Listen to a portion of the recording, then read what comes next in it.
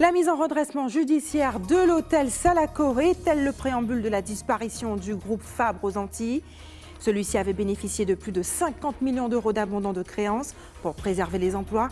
2 ans après, de lourdes menaces pèsent sur les salariés. Disparition tragique à Goyave. Luc Lautry, qui était porté disparu depuis samedi sur une plage de la commune, a été retrouvé mort ce matin. L'enquête devra déterminer les conditions de son décès. Et comment faire face au harcèlement scolaire? Le phénomène a déjà pris une telle ampleur que le gouvernement a dû lancer une campagne de sensibilisation. Certains collégiens qui ont déjà été victimes témoignent ce soir sur ATV. À Morne-à-l'Eau, la bataille pour le fauteuil de premier adjoint n'a pas eu lieu, faute de combattants. Guetty Labuty a été élu à une large majorité. Le reportage de Linda Kayarsi et le discours sans concession du nouvel élu dans ce journal. Bonsoir et bienvenue sur ATV Guadeloupe. Le tribunal de commerce de Pointe-à-Pitre a rendu la semaine dernière son verdict sur le sort de l'hôtel Salaco à Gosier. L'établissement a été mis en redressement judiciaire, une disposition juridique qui permet à l'entreprise de poursuivre son activité. Un administrateur judiciaire dispose avec les dirigeants désormais de 6 mois pour démontrer la viabilité de l'entreprise. Mais derrière ce redressement se cache la débâcle financière du groupe Fabre, dont la restructuration a déjà coûté plus de 50 millions d'euros aux contribuables. Les explications sont signées Jacques Canneval. Jeudi dernier, les salariés de l'hôtel Salaco étaient comme saisis d'effroi devant les marches du tribunal de commerce de Pointe-à-Pitre. Assignés par la sécurité sociale pour une dette qui avoisinerait le million d'euros, leur employeur venait de tirer le rideau et déclarer la cessation de paiement. Mais nous avons constaté que les jours d'après, les nous avons dit que son complot pour jouer nous, c'est vraiment nous à vraiment. Parce que là, nous sortis de là, ça nous donne, nous trouvons nous prêts face à même un procureur qui a dit qu'on s'appelle normalement, gérant à l'hôtel là, ça peut être qu'à trouver par rapport à la dette qui a été née. Notamment, depuis les dettes qui a été nées, ils ont venu faire un accord en veille. Ils prennent un accord en veille, ils disent qu'on s'appelle les jours nous avons un accord.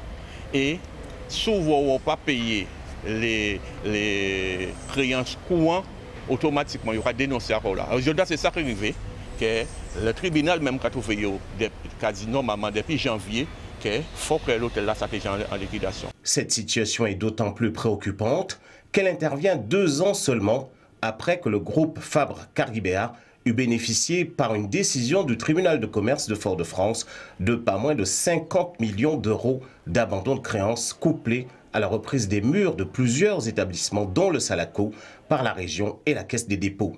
Il s'agissait à l'époque de préserver les nombreux emplois que le groupe Fabre-Doumergue avait su créer tant en Guadeloupe qu'en Martinique. Manifestement, cette noble ambition a tourné court. L'administrateur judiciaire devrait s'attacher à comprendre l'origine des difficultés, comme l'y oblige la loi, avant de rechercher un éventuel repreneur. Le ministère public qui siège en chambre du Conseil devrait faire le constat qu'une grande partie de la nouvelle dette relève de l'infraction pénale. Certains journalistes locaux ont été censurés sur cette affaire. C'est là le signe le plus évident qu'elle est délicate. Et le corps de Luc Lautry a été retrouvé ce matin sur la plage de Saint-Clair à Goyave. Porté disparu depuis samedi, c'est sa sœur qui avait donné l'alerte. A-t-il été victime d'un accident? Une enquête a été ouverte. Elle devrait faire la lumière sur les circonstances exactes de son décès. Nathalie Dinan et Moïse Dexter se sont rendus ce matin sur le site où son corps a été repêché. Attention, certaines images peuvent choquer. Pendant plus de 2 heures, le médecin légiste assisté de la brigade de gendarmerie procède à l'identification d'un corps rejeté par la mère au petit matin. Il s'agit bien de Luc Lautry, porté disparu depuis samedi. C'est sa sœur Diana qui a repéré le corps qui flottait au large. C'était notre habitude d'aller chercher les logos au niveau de la plage de Saint-Clair, tout au fond.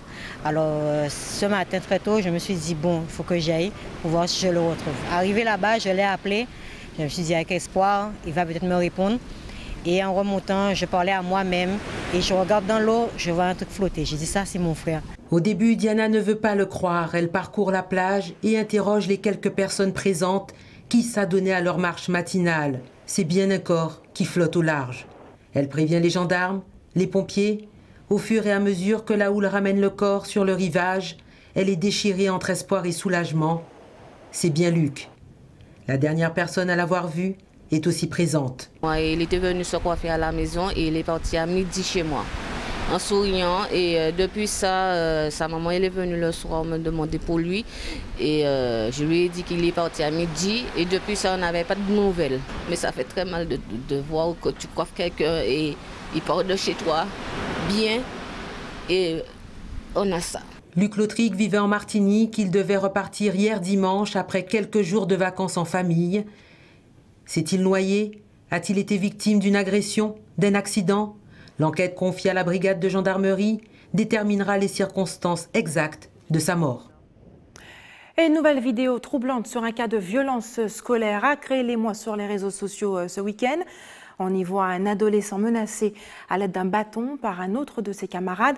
Le tout filmé par un élève qui encourage l'agresseur à passer à l'action. Le harcèlement et les violences en milieu scolaire peuvent avoir des conséquences destructrices sur ceux qui en sont victimes, jusqu'à pousser certains au suicide. ATV Guadeloupe a décidé, en tout cas a tenté de lever le voile sur ce phénomène inquiétant. Une enquête signée Anne-Elisabeth Artsen. Instaurée par l'ancien gouvernement, le 9 novembre est désormais la journée nationale de mobilisation contre le harcèlement en milieu scolaire. L'occasion pour Annick Kramer de rappeler le rôle de l'assistante sociale. On a constaté effectivement qu'un certain nombre d'élèves étaient victimes de harcèlement et que peut-être des petites actions étaient faites par-ci, par-là, mais qu'il a fallu marquer le coup avec une journée nationale. Donc depuis 2013, Mme Najat Vallaud-Belkacem avait mis en place cette journée nationale. En tant qu'assistante sociale, on s'occupe surtout de prévention, puisque il faut éviter que ces phénomènes-là ne prennent de l'ampleur dans l'établissement, il faut éviter qu'il n'ait trop d'impact sur les élèves. Donc beaucoup de prévention, mais aussi la prise en charge des élèves victimes, bien sûr, auteurs, et puis des témoins, parce que les témoins sont aussi impactés finalement que les victimes, parfois peut-être. Certains collégiens ne se sentent pas particulièrement concernés par le harcèlement, bien que conscients de cette problématique. Donc le harcèlement, c'est un truc qu'il faut éviter parce qu'il y a des gens qui se suicident de ça. Ils souffrent. La plupart du temps, ils n'en parlent pas. Mais il vaudrait mieux en parler à ses parents, l'assistante sociale, les adultes. Mais le harcèlement, c'est un truc qui se fait peur. Et dans mon collège, il n'y a pas beaucoup. Enfin, il n'y a pas beaucoup. Il n'y a pas. Très peu. Il y a très peu. Et j'ai jamais connu ça. Donc. Mais d'autres, comme cette collégienne que nous appellerons Stéphanie, qui en a été victime dans son précédent établissement. Je me suis sentie seule, dans la dépression. J'étais juste sans amis. Et puis ma famille, je disais rien. J'étais juste renfermée et puis voilà. Après la tentative de suicide, j'ai été voir un psychiatre. Et après ça, ils m'ont parlé. Je me suis libérée. J'ai tout dit, tout ce qu'il y avait sous le cœur, j'ai dit. Et maintenant, il m'a aidée avec ma famille, le reste. J'ai dû changer de collège, ce qui m'a aussi aidée. Et puis maintenant, voilà.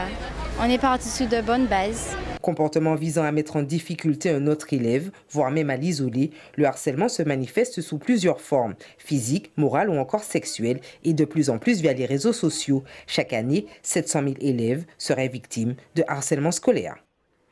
Et au chapitre politique, le bras de fer annoncé à la mairie de Morne-à-l'Eau n'a finalement pas eu lieu. Guetty Labuty a été élue à une large majorité à la place de Victoire Jasmin, devenue depuis sénatrice. Linda Kayarsi était sur place. On regarde son reportage.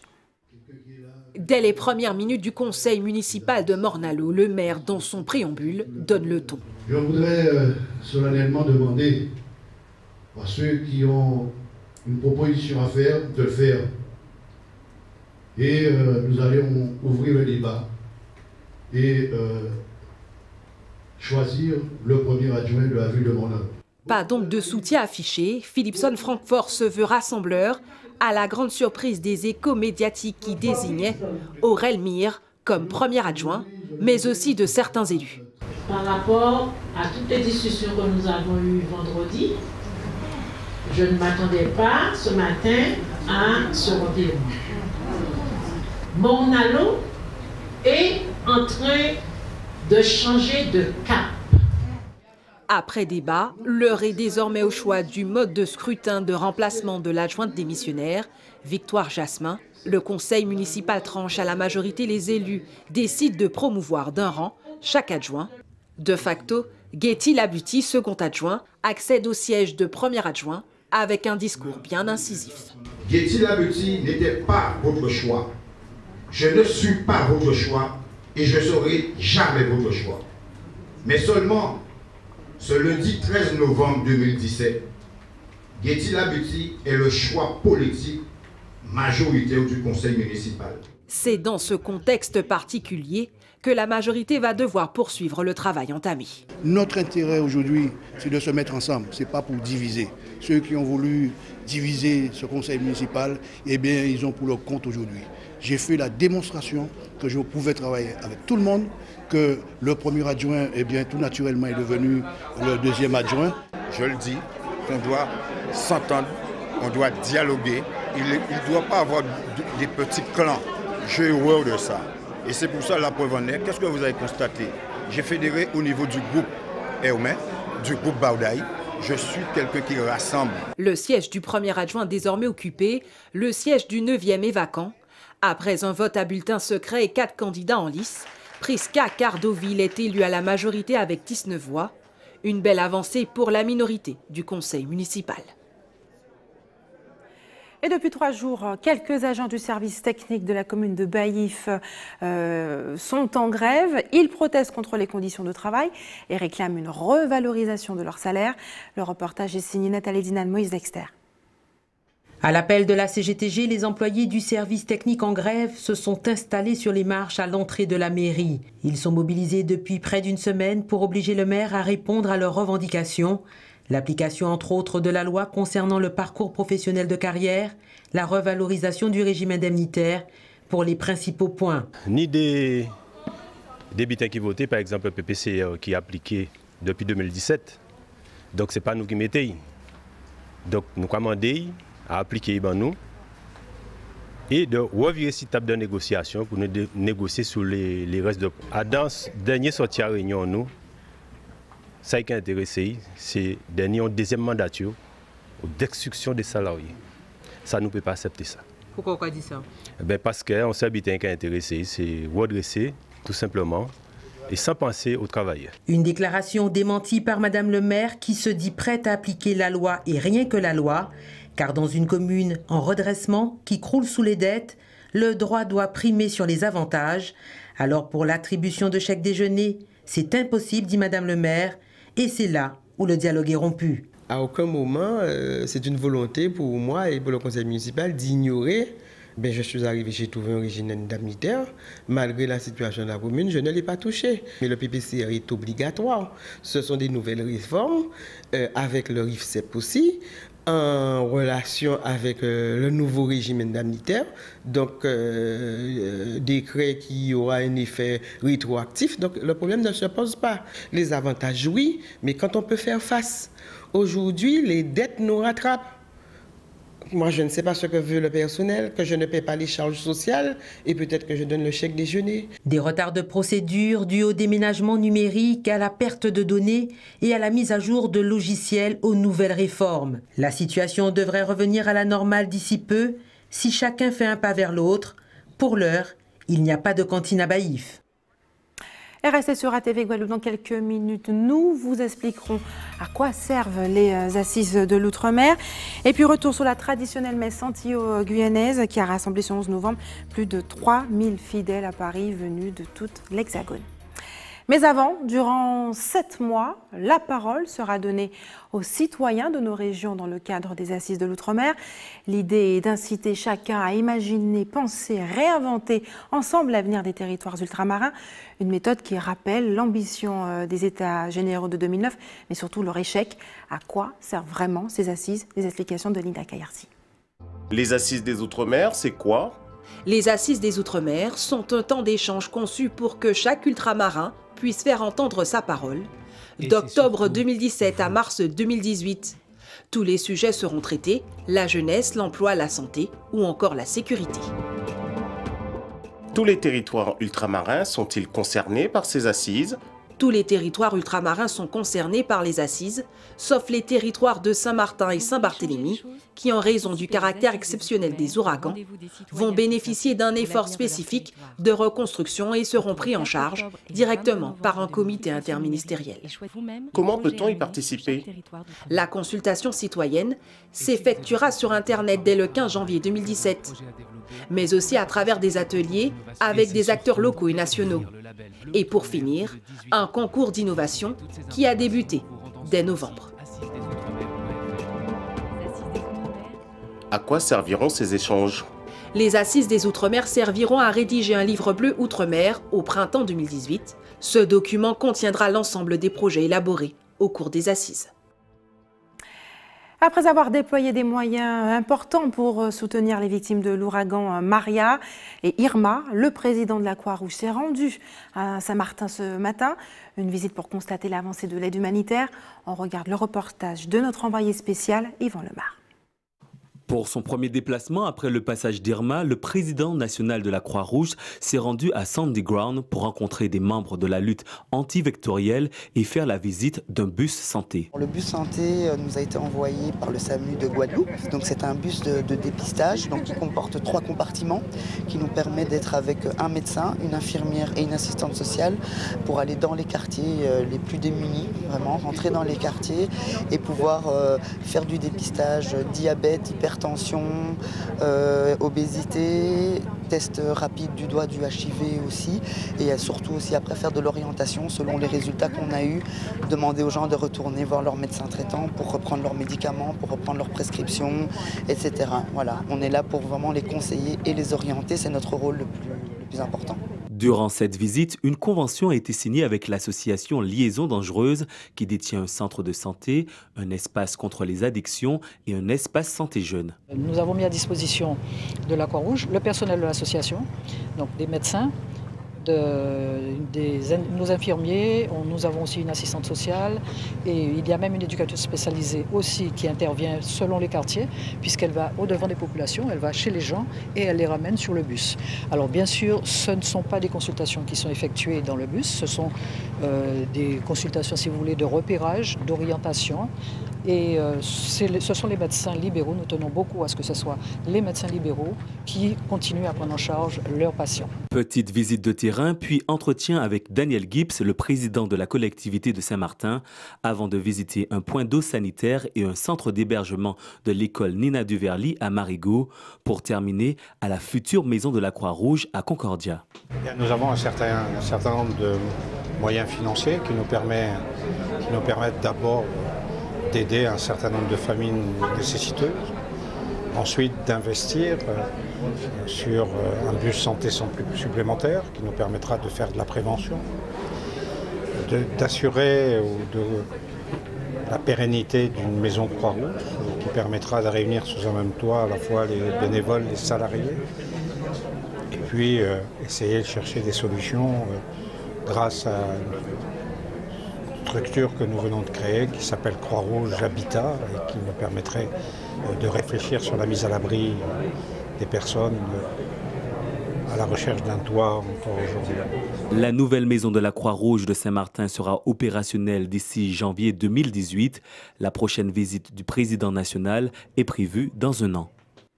Et si l'école a repris à Saint-Martin, tout reste à faire sur le terrain. Les autorités locales souhaiteraient aller vite, mais l'État veut imposer certaines normes pour une reconstruction durable. On écoute d'ailleurs la réaction de Daniel Gibbs, le président de la collectivité de Saint-Martin, recueilli par Yvan Lemar. Les choses avancent. Nous avons déjà signé une convention sur le fonctionnement avec l'État. Nous allons maintenant travailler sur le volet de l'investissement pour prioriser toute la reconstruction en termes d'établissements publics qui doit être faite, mais aussi intervenir sur le domaine privé, à savoir les gens en position défavorable. C'est pour cela que la collectivité a bousculé les procédures, comme l'a demandé le président Macron, pour ses services, mais nous l'avons appliqué aussi à nos services.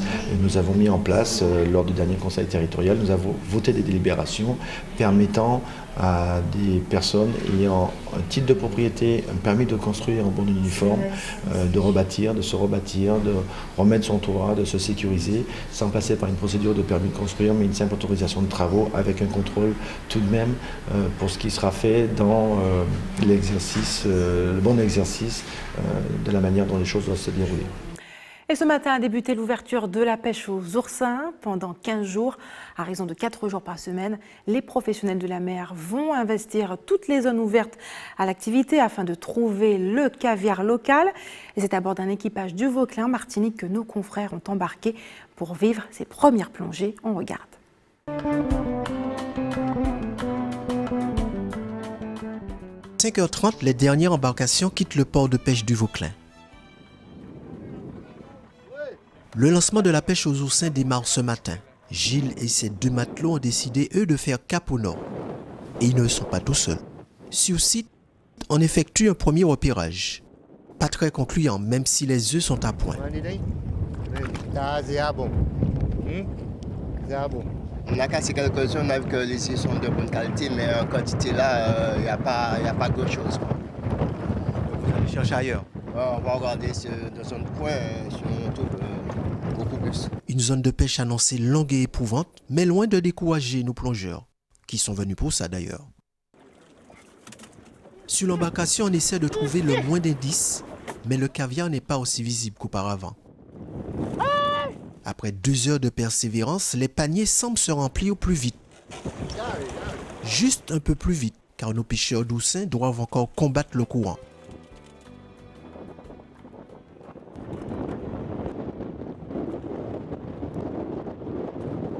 Déjà un peu plus de 4 heures se sont écoulées. Gilles décide d'arrêter la pêche, mais la journée est loin de se terminer pour lui. Par rapport aux autres années, pour le premier jour, je pense que dès 9 h, on aurait déjà dû finir la pêche. Je trouve que cette année, que vraiment les oursins sont rares. Une ressource rare selon ce professionnel. Et pour la deuxième partie du boulot, l'embarcation se dirige au large de la Pointe-Foulard où un arrêté municipal les oblige à casser les oursins. Une première demi-journée éprouvante sur 15 jours de campagne d'oursins, encore incertain. Et retour sur la terre ferme et en Guadeloupe, un nouveau titre de presse fait son apparition chez nous. Il s'agit du magazine Senior Guadeloupe dédié aux personnes retraitées. Et pour nous en parler ce soir, le directeur de la publication est avec nous, Fabrice Barraud. Bonsoir. Bonsoir. Merci d'avoir accepté notre invitation ce soir. Vous présentez ce soir ce nouveau magazine Senior Guadeloupe, semestriel. Alors, en réalité semestriel au début, puisqu'on a eu le premier numéro qui est sorti là au mois d'octobre. Normalement, à partir de l'année 2018, il y en aura 3 par an, donc ça porte un nom un peu barbare, c'est un quadrimestriel. C'est assez rare qu'un groupe s'intéresse à cette cible. Dites-nous, à quoi correspond ce choix de s'adresser aux femmes et aux hommes retraités ? Mais en fait, c'est parti d'un constat au départ assez simple. On s'est basé sur une étude menée par l'ORSAG, qui est un organisme officiel, un petit peu comme l'INSEE, qui fait des études démographiques. On s'est rendu compte que, bien aujourd'hui, enfin on va dire en 2016, on était 15% de la population guadeloupéenne à avoir plus de 65 ans. Et ce qui est dingue, c'est qu'en 2040, ce sera près de 40%. Il y a une autre stat qui nous a un petit peu vraiment mis la puce à l'oreille, c'est que dans à peine 12 ans, en 2030, nous serons la Guadeloupe le département le plus âgé de France. Et juste en dessous, enfin juste après, dans le classement, c'est la Martinique. Donc ça nous a un petit peu donné un électrochoc avec mon associé, puisque nous sommes des professionnels de la presse et de la radio depuis des années. On s'est dit, tiens, il y a quand même une sorte de vide au niveau de notre marché média en Guadeloupe, aux Antilles en général. On s'est dit, tiens, on ne s'adresse pas à ces gens-là, en tout cas pas assez, et on aimerait leur dédier, parce qu'après tout, ils ont bien le droit d'avoir un magazine qui leur est entièrement consacré, puisqu'en fait, les seniors, c'est un petit peu la deuxième partie de notre réflexion. Ce n'est pas juste un terme pour dire des gens, c'est des vraies personnes, c'est nos parents, nos grands-parents, c'est nous, vous et moi, dans quelques années. Donc on s'est dit, tiens, il faut répondre à ça. Aujourd'hui, le marché n'a pas travaillé ça, allons le faire. Donc c'était un parti pris avec tous les risques que comporte la création d'entreprise, etc. Mais nous l'avons fait et on ne regrette pas du tout, puisque l'accueil est excellent. Et il est hors de question, je crois, pour vous, de leur parler avec des termes qui minent le moral. Ah, pas du tout. Le positionnement est clair, positivité. Absolument. Alors, on voulait faire quelque chose vraiment déjà de bienveillant, fait avec bienveillance, parce que voilà, moi, mes parents, ils habitent à Saint-Claude. Quand j'y vais, je vois bien que les difficultés arrivent avec l'âge. Mon associé, c'est pareil. Nous sommes des gens qui voyons que le temps passe. Par contre, ce n'est pas une fatalité de se laisser aller ou de se laisser miner par le temps qui passe. On ne peut rien y faire, on vieillit. Maintenant, le message d'espoir, là, derrière tout ça, c'est qu'en 2017, avoir 70 ans, c'est pas comme avoir 70 ans il y a 20 ans. Et vous parlez justement de thèmes qui touchent les personnes âgées, des thèmes assez audacieux, on sort des tabous. Hein. Vous parlez de la sexualité, par exemple, chez les seniors. Ben oui, parce que finalement, seniors, vous et moi, dans quelques années, on est seniors. Les seniors, ce sont des vrais gens. Ils ont droit, comme tout le monde, à ce qu'on n'est pas, on ne s'interdise pas de sujet. Donc on peut évidemment estimer qu'il y a même une rubrique qu'on développe à partir du prochain numéro sur trouver l'amour après 60 ans, parce qu'il y a des gens aussi qui font des séparations et qui recommencent une vie sentimentale. Alors on peut et on ne s'arrête pas de vivre à 60 ou 65 ans, ou même 70 ou 80 ans. Et le message, comme vous l'avez dit, qu'on veut vraiment donner, c'est rester positif, rester dynamique et bienveillant. Voilà. Pour ce premier numéro, vous avez choisi un personnage emblématique des Antilles, Jocelyne Béouard, plus pétillante que jamais sur cette couverture. Quel est le message que vous souhaitiez transmettre en la choisissant? Écoutez, je pense que qui de mieux placé que Kassav en général au niveau du groupe, puis Jocelyne pour incarner ce qui se fait de mieux et ce qui s'exporte aussi de nos îles ailleurs. Je veux dire, on ne va pas revenir sur la carrière incroyable de Kassav. Au-delà de ça, la gentillesse et la disponibilité de Jocelyne ont été un vrai cadeau pour nous, puisqu'elle nous a fait le cadeau d'être la marraine, en fait, puisqu'elle a inauguré la première couve du magazine. Et on la remercie encore parce qu'elle s'est montrée vraiment accessible et vraiment gentille. C'est vraiment une personne qui compte beaucoup pour nous. Et Senior Guadeloupe lui doit beaucoup, même si elle est martiniquaise, mais ce n'est pas grave. En réalité, elle nous a fait ce cadeau-là et c'est vraiment une bonne chose. Senior Guadeloupe, c'est d'abord un gratuit. Où peut-on le trouver? Alors, effectivement, il nous tenait à cœur que ce magazine soit gratuit. Donc, il est disponible dans plus de 300 points de dépôt en Guadeloupe. Son modèle économique, en fait, est basé sur la vente de publicité auprès des annonceurs qui veulent bénéficier de cette audience et de ce ciblage-là qui est inédit en Guadeloupe et qui, pour l'instant, est très bien accueilli. Et on le trouve dans 300 points. Alors, je ne peux pas vous les citer tous, il y en a 300. 300, c'est beaucoup. Mais globalement, dans les salles d'attente des médecins généralistes et spécialistes, les caisses de retraite, sécu, mutuelles, les grands services publics, puisque les seniors sont aussi des administrés.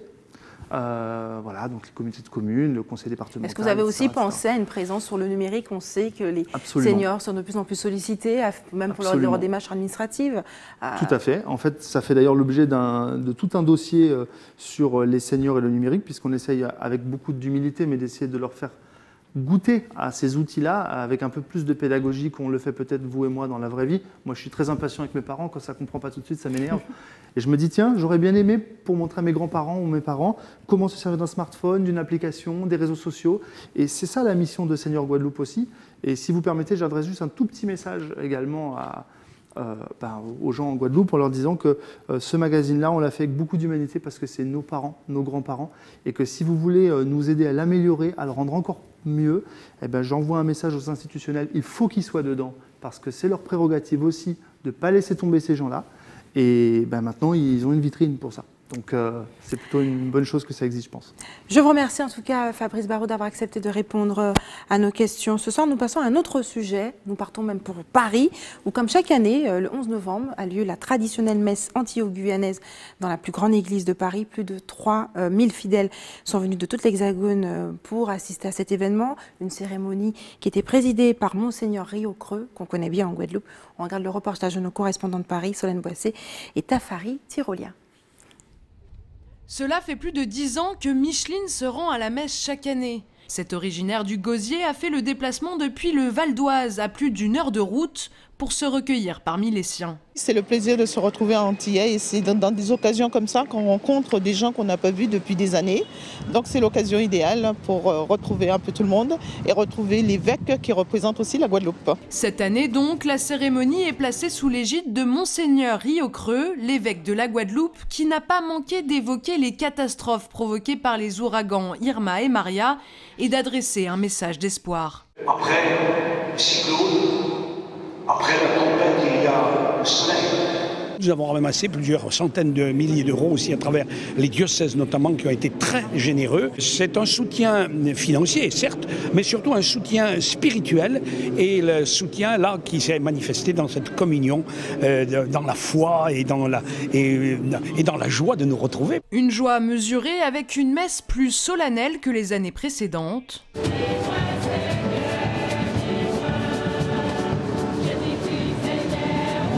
Mais qui n'empêche pas de raviver le cœur des croyants antillais.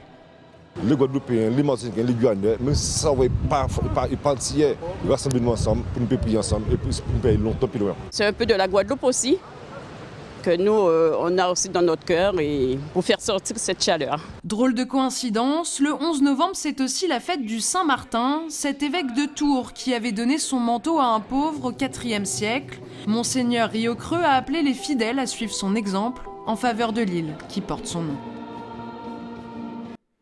Et direction la Guyane où a eu lieu ce week-end la 6e édition du Cassilipo dans la commune de Awala.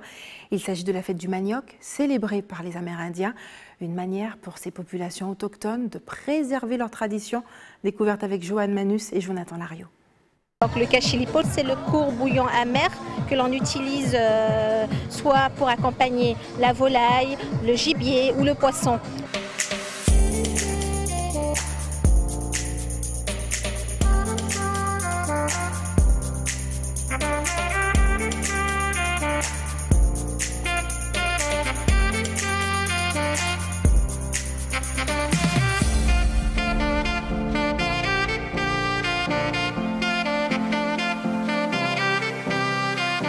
On trouve de tout, on trouve évidemment du manioc transformé sous différentes formes. Donc il y a de la cassave, il y a le jus de manioc, il y a de la confiture de manioc, il y a des gâteaux à base de manioc, etc. Mais effectivement on ne trouve pas que cela.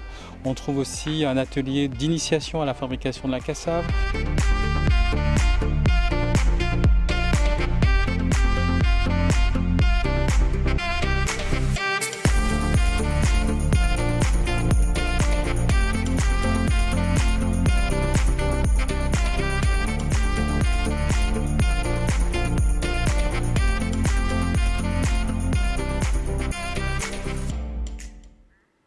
Et c'est l'heure des informations pratiques maintenant à vos stylos. Faites des réserves d'eau si vous habitez à Capesterre-Belle-Eau, les Saintes et les Abîmes. Des coupures d'eau sont prévues dès demain 18 h avec un retour à la normale prévu le lendemain à 6 h du matin. L'équipe de l'établissement français du sang vous donne rendez-vous demain au lycée Charles Coueffin de Bemao de 8h30 à 13 h. Et enfin, si vous avez des informations à nous communiquer, n'hésitez pas à nous appeler au 60 11 2 fois. Et voilà, c'est la fin de notre édition locale et régionale. Mais avant de se quitter, je vous rappelle les principaux titres de ce lundi 13 novembre. Ce soir, nous l'avons vu. En tout cas, ATV a posé la question de la mise en redressement judiciaire de l'hôtel Salaco. Est-elle le préambule de la disparition du groupe Fabre aux Antilles? Celui-ci avait bénéficié de plus de 50 millions d'euros d'abandon de créances pour préserver les emplois. Ces mêmes emplois qui, 2 ans après, sont encore menacés. Et puis le corps de Luc Lautric, qui était porté disparu depuis samedi, a été retrouvé sur une plage de Goyave ce matin. Une enquête a été ouverte, elle devrait déterminer les conditions de son décès. Comment faire face au harcèlement scolaire? Le phénomène a déjà pris une telle ampleur que le gouvernement a dû lancer une campagne de sensibilisation. Certains collégiens qui ont été victimes ont témoigné ce soir sur ATV. Et puis à Morne-à-l'Eau, la bataille pour le fauteuil du premier adjoint n'a pas eu lieu, faute de combattants. Guetty Labutier a été élue à une large majorité à la place de Victoire Jasmin, devenue depuis sénatrice. Merci d'avoir choisi ATV Guadeloupe. Je vous souhaite une excellente soirée. On se retrouve demain à 18h45.